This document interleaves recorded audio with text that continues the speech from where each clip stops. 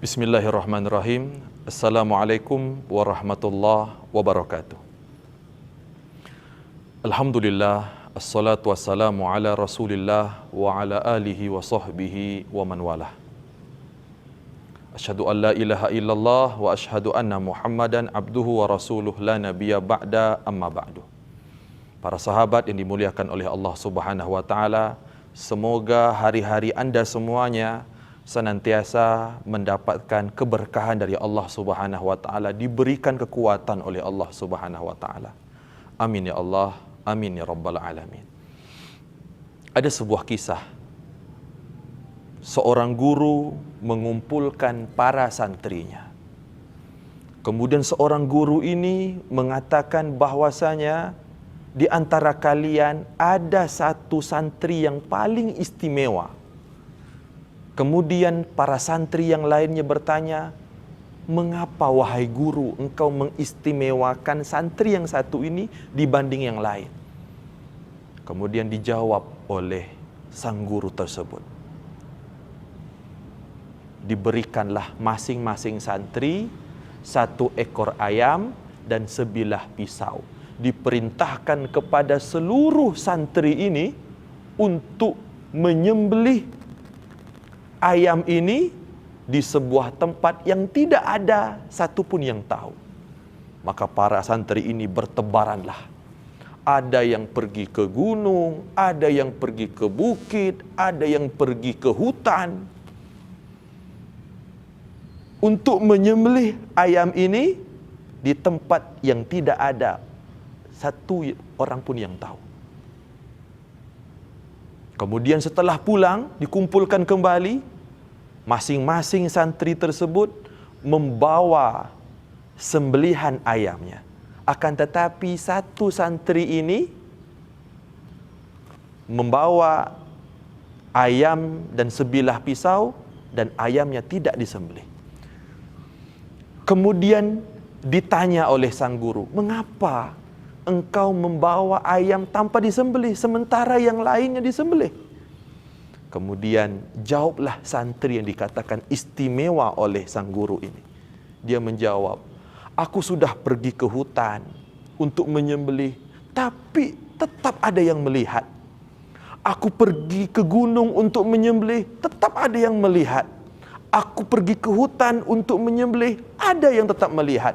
Yaitu dialah Allah Subhanahu wa ta'ala yang maha mengetahui. Maka sang guru mengatakan, inilah alasannya aku lebih mengistimewakan santri yang ini dibanding yang lain. Para sahabat yang dimuliakan oleh Allah Subhanahu wa ta'ala, dari kisah yang singkat ini kita bisa mengambil pelajaran bahwasanya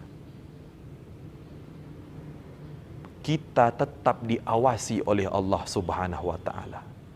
Dan ibadah puasa adalah sarana yang paling tepat untuk melatih diri kita.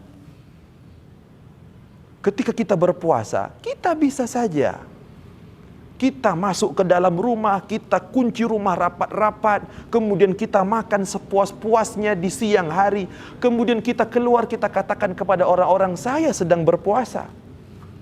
Tapi kita tidak mau melakukannya. Mengapa? Karena kita mengetahui alam ya'lam bi annallaha yara. Karena kita mengetahui Allah Subhanahu wa ta'ala tahu atas apa yang kita perbuat. Ibadah puasa adalah cara Allah Subhanahu wa ta'ala untuk melatih diri kita. Para sahabat yang dimuliakan oleh Allah Subhanahu wa ta'ala, seandainya para pejabat membawa hikmah puasa di dalam jabatannya, tentu tidak ada yang curang, tentu tidak ada yang korupsi. Seandainya para pedagang membawa hikmah puasanya di dalam dagangannya, tentu tidak ada curang dan tidak ada yang curang dalam timbangannya. Seandainya manusia membawa hikmah puasanya di dalam kehidupannya, tentu tidak ada manusia yang merusak kehidupannya. Para sahabat yang dimuliakan oleh Allah Subhanahu wa ta'ala, ketika kita berpuasa, kita diawasi oleh Allah Subhanahu wa taala. Mengapa hikmah puasa ini tidak kita bawa di dalam kehidupan kita sehari-hari? Ketika kita berbuat curang, ketika kita mencuri, kita merasa diawasi oleh Allah Subhanahu wa taala. Kenapa kita lebih takut kepada CCTV daripada takut kepada Allah Subhanahu wa taala?